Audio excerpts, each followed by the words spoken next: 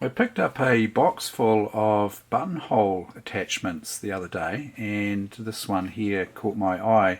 The Greist Products Rotary Buttonholer. Now what these do is these allow you to produce buttonholes on a machine that doesn't have a built-in buttonholer. So you can use a straight sewing machine, the likes of this 99K Singer here that I'm going to use today to demonstrate this. It's a hand cranker, so you know, only straight stitch. It doesn't do anything else apart from straight stitch. You can do reversing and whatnot. That's about all you can do with a machine like this. You can obviously add attachments to a machine like this and do things like hems and gathering, ruffling and things like that. But this handy little attachment allows you to do buttonholes.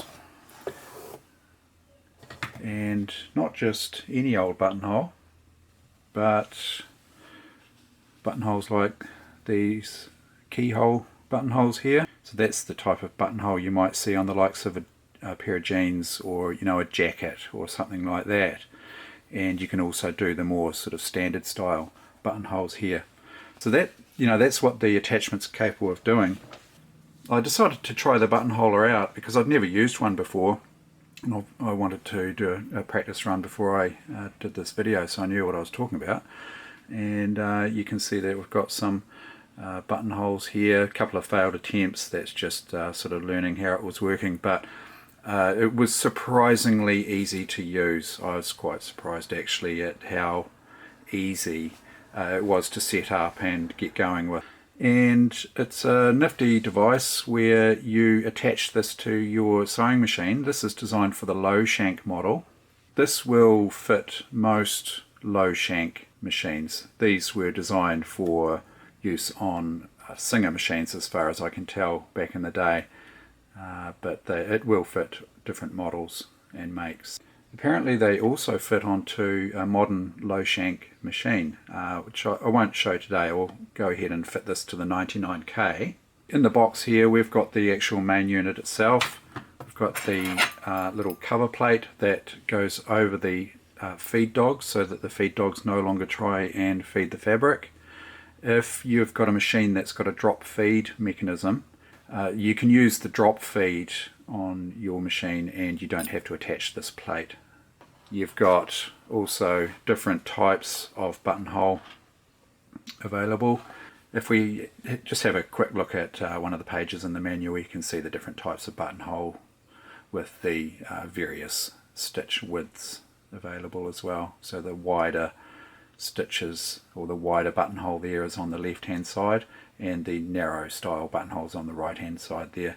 So in the box here we get a selection of different cams, if you like.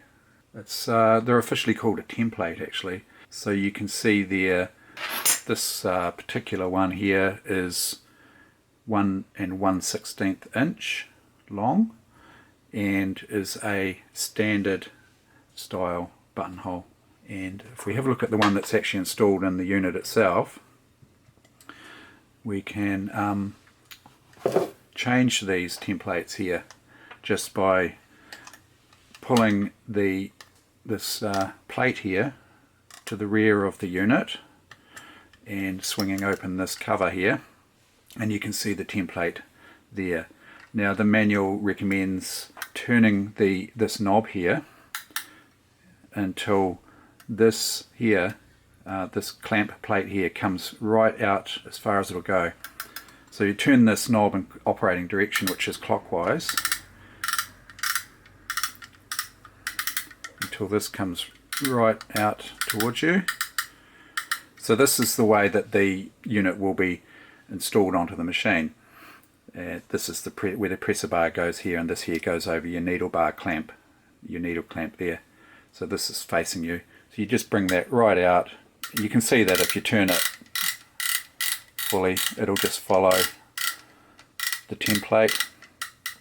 So come right out to there, and then just flip it over and open this, and you can grab the template and just remove it like so, and you'll see there that this one looks slightly different. It's got this rounded piece at the top, and that's the keyhole. That's the style buttonhole here, keyhole type, whereas this one here is more like a traditional buttonhole. This is the shorter one. This is a long version of that there. You can just go ahead and interchange these templates. So we've got a standard 1 1/16 here. We've got a keyhole 1 1/16 inch. Also a 13/16 of an inch, standard. The rest of these are standard. 5/8 of an inch and 5/16 of an inch. It's a little short one there. And also in the box there we've got a mounting screw for mounting the unit onto the presser bar. I don't have the physical manual, so all I've got is manual and PDF at this stage. Yeah, there's a couple of other wee things here. So when installing the template, so you can see this plate here. This is what they call the feed blade, actually. That is able to move back and forward and side to side. And that's attached to the clamp here. So you can kind of see how this works. We may have a little look later on and get a close look at actually how this works, mechanically. But first of all, I'll show you it working on the actual machine itself, doing its job. First of all, you just make sure that this is still in its extended position, and you get a template here. We'll start with the keyhole. This is the keyhole one here, and you can see that one end has a sort of a rounded end here. Wider radius, this end here, and that's just really so that you can't get this in the wrong way around. It'll only go in one way. So you put the wider radius here to the rear of the unit. This is the front here, the rear. Just drop that in there, and if it doesn't sit in straight away, you can just turn the knob there and maybe just give this a little bit of a wiggle there whilst pushing just gently down to locate that into its position there. That's it there. Yep, that's just pop down flush there. And if we turn the knob there, you can see the action of the plate or the blade. Let's try to pop out there again. And you don't have to turn that around. I'm just demonstrating the action that it takes. And so once you've got the template in, you just close the cover there, clip it into place, and we are set to install this onto the machine itself. Okay, first thing to do though is to fit the cover plate. And you can see here the feed dogs coming up through the plate as they should to do the feeding of the fabric. But you want to cover those up. So this little plate here just screws into one of these two holes on the right hand side here. So what you do, first of all, just get the screw started there, the mounting screw, and before you tighten the screw, you need to line the hole, the throat plate hole, up into the center of this slot here. That's about it there. I'll get you a close-up of this once I get it tightened up. So you'll see that the needle should go down the center. You can see that the hole there is in the center. It may not look quite central here because the camera is not pointing straight down onto the plate here. Okay, once that's done, you can then fit the unit. Now, what you have to do is you have to put this fork here over the needle bar, this needle bar drive crank here. And while you're doing that, you need to fit this here onto the presser bar. It says in the manual to use the screw provided because it's slightly longer than the original screw. I actually found that the original screw, which is this one here, is the same length anyway, same length thread. you know, you could use this screw here, but the other added advantage of the one that comes with the buttonhole attachment is it's got a slot in it, so you can get the screw a little bit tighter than just finger tight. So I would recommend using this one here and tighten it up with a screwdriver. So if we come in with the attachment from behind here, just make sure that this fork here lines up so that it straddles this little driver here, and you come in whilst positioning the foot bar here, and like that. And then if we have a look side on, and then it's just a matter of lining the hole up so you can get the screw in. Just screw in there, just like that. Let's give that a tighten up with a screwdriver, and if we have a close look here, we can see that the needle bar is driving the fork there. That drives the ratchet. So that's installed correctly there, and it's nice and sturdy there. So we're nearly ready to try this out. If we just have a look around on the side of the attachment here, you may have noticed this little lever here. That's the width selector. So you can, we're set to W number 6 here. So you got wide down this end and narrow down this end. So we're on the widest stitch, number 6, and you can choose, you know, 5, 4, 3, 2 and 1, right down to the narrowest. We'll start with the widest, and we've also got the knob here. If we zoom down on this area here and you hear this, that's me turning this knob here clockwise. So that takes the buttonhole through its track there. Let's start by just sewing a buttonhole on this piece of fabric here. At this stage I'm not going to go through lining up the buttonhole. I've got a little sample piece here which I've drawn some lines on. If you're positioning the buttonhole on a garment, you obviously need to have some sort of reference mark, so I'll go through that a little bit later. But at this stage we're just going to do a practice run, and I would recommend having a couple of practice runs just to make sure that the buttonhole comes out the way you're expecting it to. So we'll start by putting the fabric underneath this cloth clamp here. Roughly position that just like so. So you know, obviously we're just choosing an arbitrary position here. Lower the presser foot like so, and then the recommendation is to turn the knob here to bring the needle halfway down the buttonhole. So if we go around this, you'll see this is the track that it's going to take. So we'll come down. That's the full extent, is right down to this last little line here. Now these lines, they're divided into 1/8 inch increments. You want to just bring it about halfway down. So halfway is about here. That's halfway between these two marks in the center here. These are the two center marks here. So about halfway in between. I mean, it's just a starting point. It's, you know, just roughly in between. So that's in between if it's the 1 1/16 inch template that you're using. If you're using a smaller template, let's say you're using the 5/8 inch template.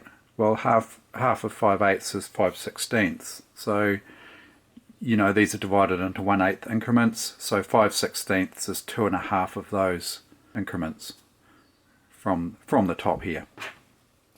So you would come down 1, 2.5, position the needle there. But we're doing 1 1/16, and halfway is about here. Okay, and when I'm drawing the bobbin thread up here, I'm turning the machine in operating direction so that the take up lever here comes down and back up to its top position. So 1 revolution. Okay, so we'll draw the bobbin thread up We want to bring it up through the fabric.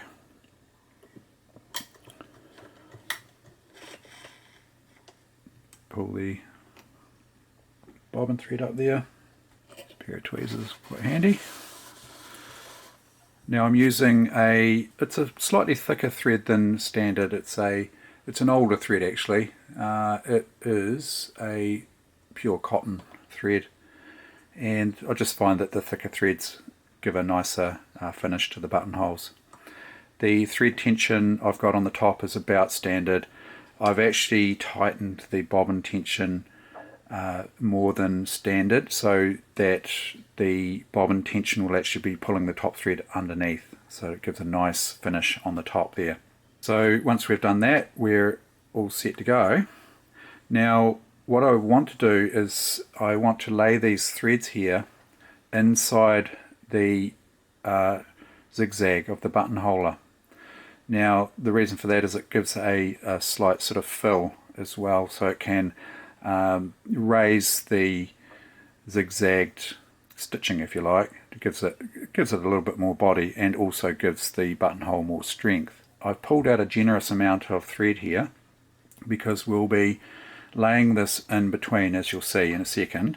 We're ready. We've done one stitch to bring up the bobbin thread, and then we just go ahead and do our stitching like so, and you'll see that the cloth clamp here is pushing the fabric sideways, so that's giving a zigzag type motion. Now I'm just going to get the needle to come down to the left, on the left hand side of this thread here, like that, and then when it zags back over, I want this needle to go to the right hand side, so we're capturing those two threads in between.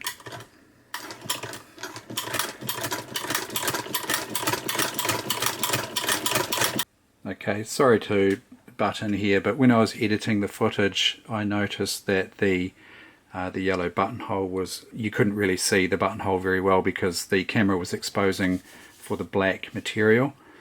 And you know, we're using a high contrast yellow thread here, so probably not the best choice in colors here, but I've set the camera to expose more to the yellow thread here. So I'll be inserting some video clips here with the fixed up exposure levels here, so I might not replace every single clip, just the ones that I think are important to show the actual detail of the buttonhole itself.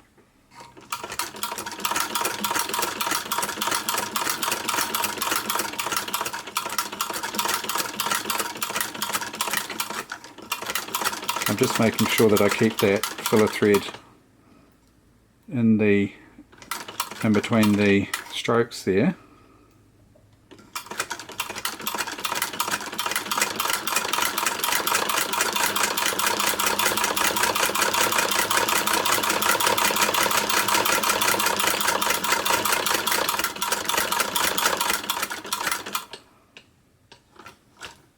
Can get a little bit awkward. Just going to pass this thread through here.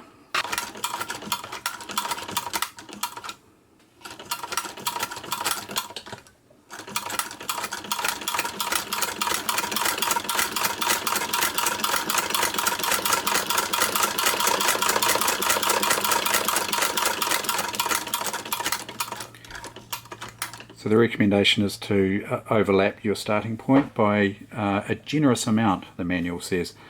And at that stage, you know, you could trim your filler thread here if you wanted to, or you could trim it afterwards. I'd be tempted, if I was finishing the buttonhole, to trim this filler thread now and then run the machine forward over the top of the tails there, which I'll do right now, just making sure not to cut the needle thread. Just go a little bit further, cover those tails there. Now there's a couple of options here. One is you could, you know, retain the filler thread and go around a second time, and that gives a fuller sort of look to the buttonhole and probably more strength, I would say. The other option is, at this point, you could put the width lever down to narrow, and that does a narrow zigzag stitch down the inside track here. not down the middle but just on the inside of the stitching, and that gives the look of a hand sewn buttonhole. I'm putting the width lever down onto narrow, so we're onto the narrowest stitch there, and we just head around again.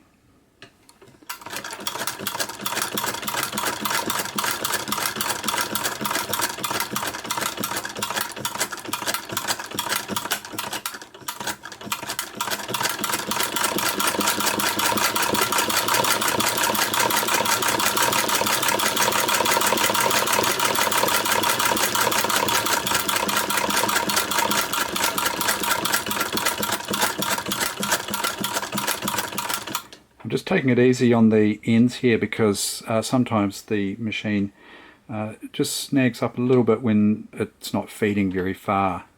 Doing short steps can sometimes break the thread.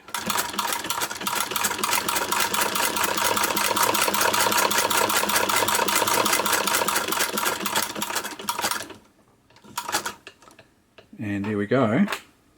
We'll lift the press foot there, and then we have a nice keyhole buttonhole there with the sort of raised inner edge there. So it's recommended to get a hand sewing needle and just push that. Now I don't know how to hand sew. Sounds funny, doesn't it? But I only know how to use a sewing machine, so I'm not very good at hand sewing, I can tell you that. All we want to do there is pull the top thread through like so. Just draw the thread through to tie it onto the back there, and that just stops the buttonhole from unraveling. And you do the same with the bobbin thread there as well. So just draw them in under some existing stitching, or you can tie them off. Just tie a little knot here, a couple of knots, stop that from unraveling. I'm not going to do that for the rest of these demonstrations. I just thought I'd show you how to tie the threads off there. And then once you've got that done, then you would cut the buttonhole. There's a couple of ways you can do that. You could use the likes of these little embroidery scissors here and just carefully cut through like that. You want to be careful not to cut any of the stitches. That's all. And then with a keyhole, I would probably look at getting a little hole punch to just punch out that hole there to make it look a bit tidier. Otherwise you just sort of end up with a lot of fabric left over in the hole. But there we go, there's a keyhole buttonhole there. There's a little bit of fabric floating around here. You could probably trim that out. Don't see any reason why not. I think for a pair of jeans you probably want a smaller keyhole than that, so it'd probably be a matter of just tracking down a different template, you know, a shorter keyhole template. But that would be very good for jackets. So if we want to change over to, say, this 5/8 inch standard buttonhole, we do have to take the unit off. Remove that screw. Make sure your needle's as high as it can go. Just turn that so that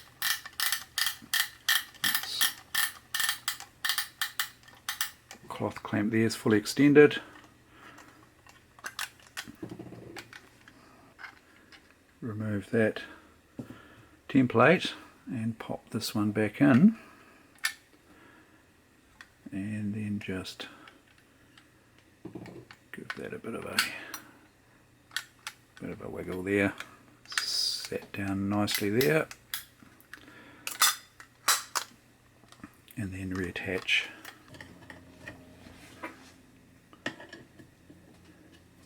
Lower the presser bar.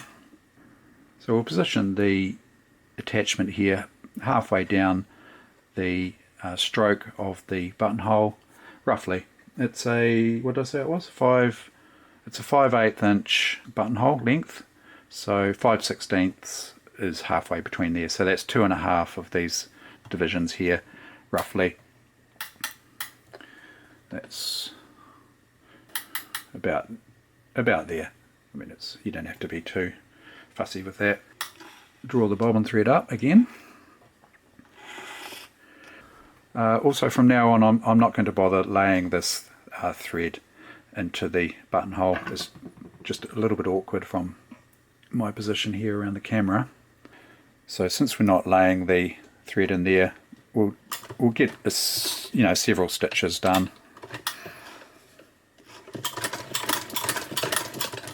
Like that, and then you can just trim those threads there, being careful not to cut the needle thread.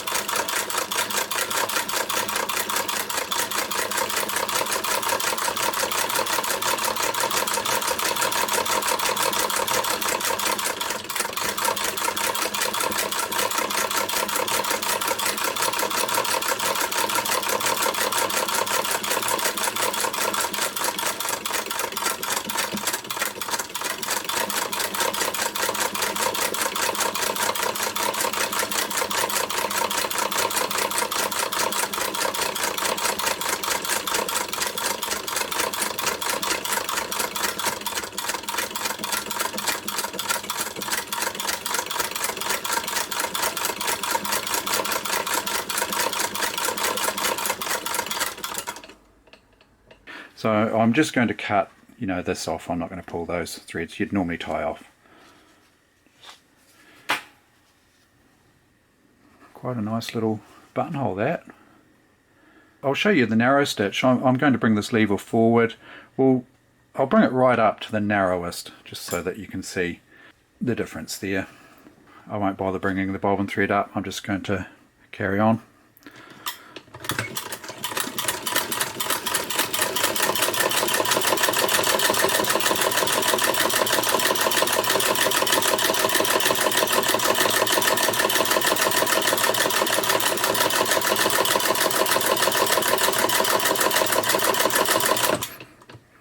Okay, there's a narrow buttonhole there done, and we could go around that again.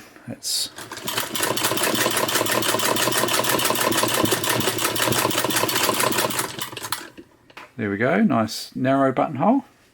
I'm really impressed with the job it does actually. It's a nice buttonhole, especially if you go over it twice. What you can also do is use the likes of a knife, or it's more like a chisel, and if you get a block of wood underneath, and you can position the chisel right in the center and just give it I won't do it here on the bed of the machine. I'll just use the back of this pad. It's a thick pad, there's no chance of damaging the machine there, and I'll just position the blade in between there, just push down so it comes through. Yep. And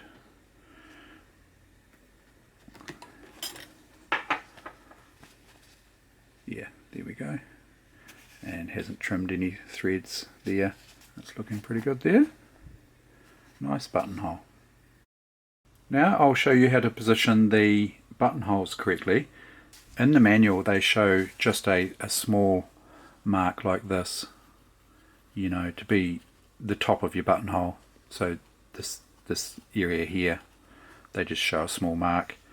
I found that I had trouble positioning the buttonhole on this axis here, this left to right axis here.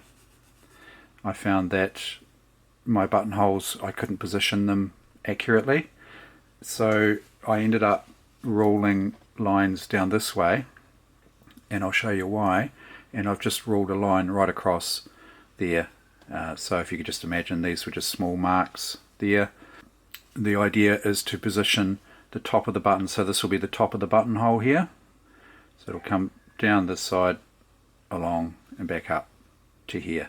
So we want to get this position here accurate, so we want the buttonhole starting here, so we need to get that positioning there done first, and then we lower the presser foot to clamp it, and then crank the knob down halfway to make the start point down here somewhere.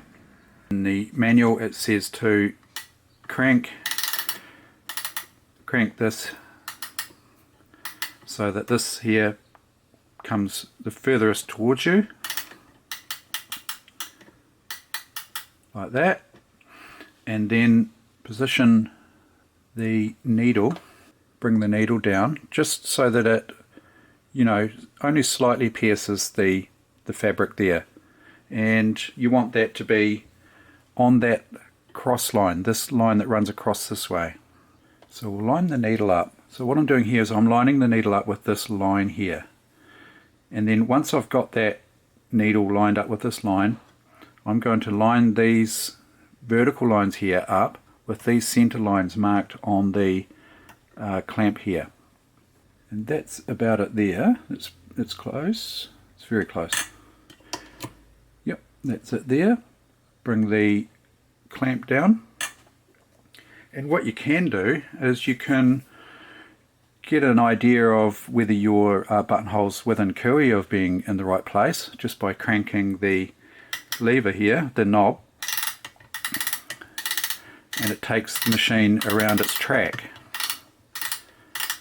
The problem with that is it's difficult to judge because it really depends on what throw of the zigzag the needle is, and at the moment it's on its left hand throw. So if you did the same sort of thing but on the right hand throw like that, you would see, I'm just going to take the width up to the widest there, you would see that it's, you know, you would imagine that it's offset there now if you took it around its track there, but it's not, it's in the right place. And the way to, you know, be 100% sure of that is just that this vertical, if these vertical lines here match the your vertical line, it's pretty close to being in the center there where you want it. So we'll go ahead and start the buttonhole there.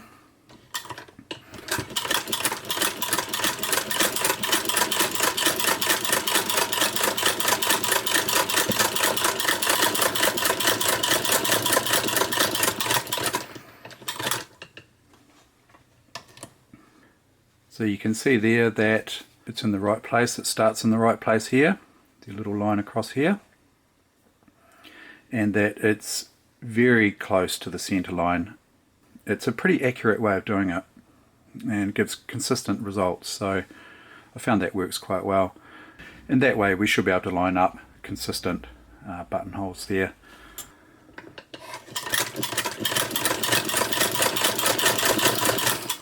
It seems that the buttonhole's stitching just to the left of the line there.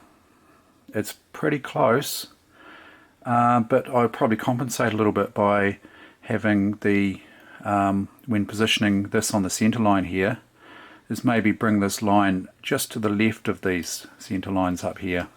So that's got it there. I've got this line here offset slightly to the left of these center lines on the clamp there. Let's see how that goes. Yeah, that's looking better. It's looking more central there now.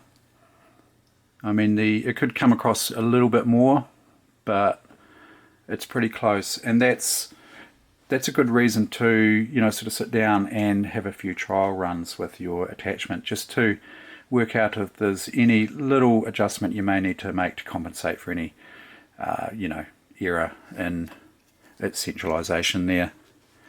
But that looks pretty good to me. That's how easy it is to make a buttonhole with one of these. Pretty straightforward, and all done on the straight sewing 99K here. So, you know, any of these sorts of machines would be ideal. I think some of the reason that people attach these to their modern low shank machines is that I think they like the look of the sort of older style buttonhole, and you can also get your the keyhole style if you want it as well, which a lot of you know, the more basic sewing machines of this of the later era don't have the keyhole style. Some of them do, but generally they just have a standard type buttonhole, so it's quite a good option if you want a keyhole there. Maintenance on these is pretty straightforward, so I'll just take that back off there.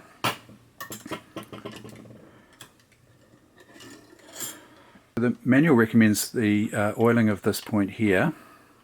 It's the what they call the pawl.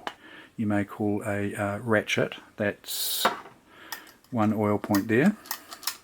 They do recommend oiling here. You can see there's grease on there already, and they do recommend a little bit of oil there. That'll be to go down onto that shaft there. So they reckon those 2 points should be oiled twice a year. I guess it depends how often you're using the unit. And then for yearly lubrication, they recommend taking the top off here. So unscrew this, it's anti-clockwise. Take the knob off there. And just that mounting screw there should just pop off there. We also recommend oil here. A bit of oil there. One down here. And I'd be tempted to put a little bit there. Don't need much there. Yeah, and maybe even this hinge here. It's a little bit either side of there. And also on the slider, just a little bit of oil there, maybe a little bit, just a very small amount there. Maybe just dab that up there. And you know, they say that it's greased for life as such, but I would be tempted to maybe grease this channel every so often, and also just to, you know, redo the grease on this area here, because the grease in this area will come out into the templates there. You can see this one's looking slightly dirty. It's quite likely that the grease will get worn off these this drive gear here into one of these cams. So what you could do is you could just scoop up some of this unused grease that's sort of sitting around the outside here, and, you know, wipe that onto the gears there, just every so often. I can't see any reason why you couldn't do that. And also, yeah, just get a little bit of grease into this channel maybe. I'm just going to use a little bit of lithium grease here. It's nothing too fancy. I'll just put a little bit in, sort of smear it around there.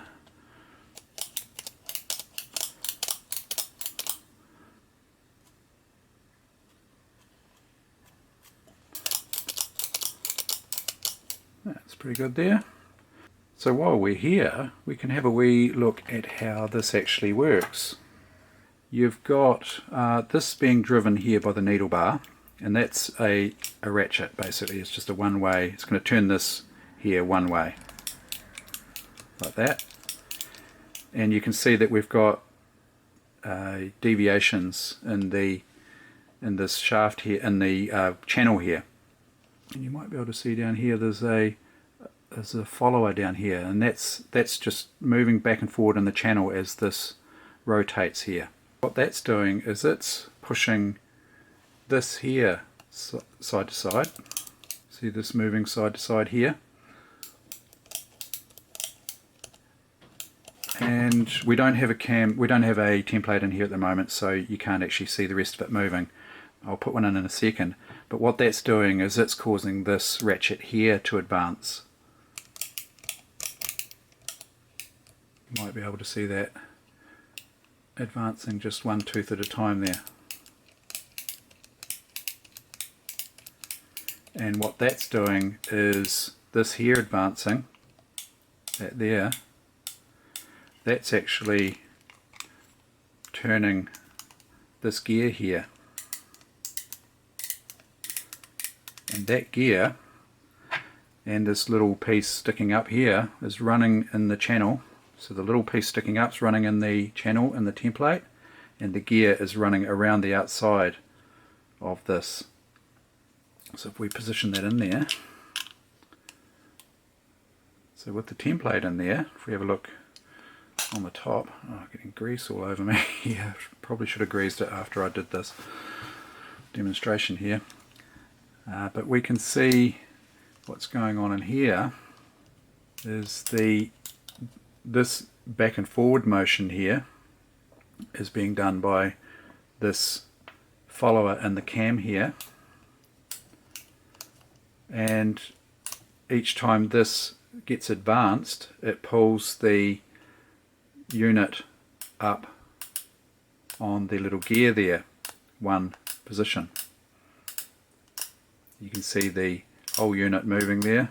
That's what's happening when I'm turning the knob on the top there. It's just running it through the track there, and then as the machine's sewing it's actually doing the zigzag through this here. And we can also attach the knob there.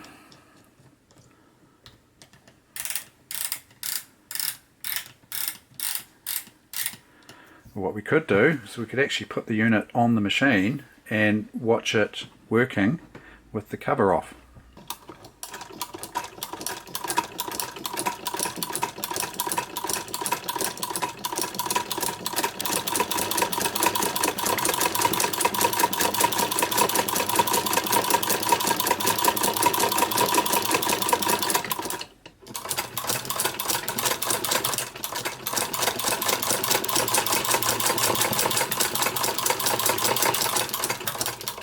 Also, apparently you can do extra long buttonholes, you know, longer than 1 1/16 inch.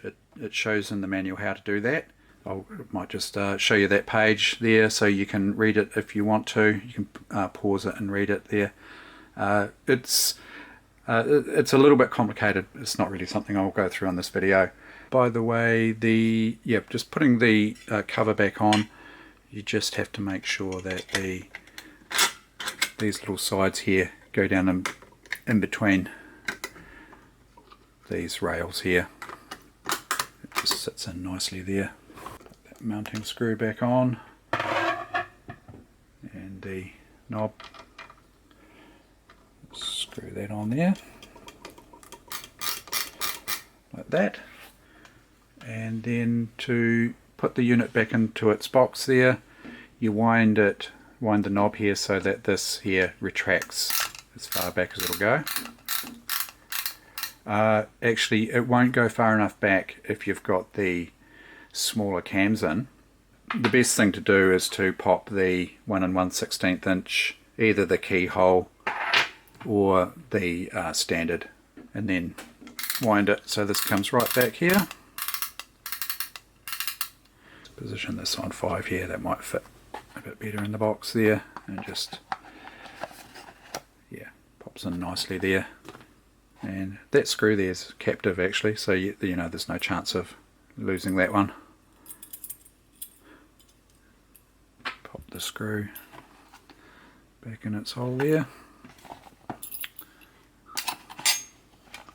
just like that, and there we have it. Yeah, so that's the Greist Products Rotary Buttonholer, a neat little unit. I've really enjoyed exploring this, and I hope you found that interesting and helpful, and I thank you very much for watching. I'd also like to thank my patrons on Patreon, Monique Renee, Terry Woods, Patty Crane, Jay Lobgoga and Anita Sward. Thank you very much for supporting the channel, and keep an eye out for more videos. I've got other buttonholers, likes of Singer branded ones and whatnot, so I might do videos on those. So yeah, thanks again for watching.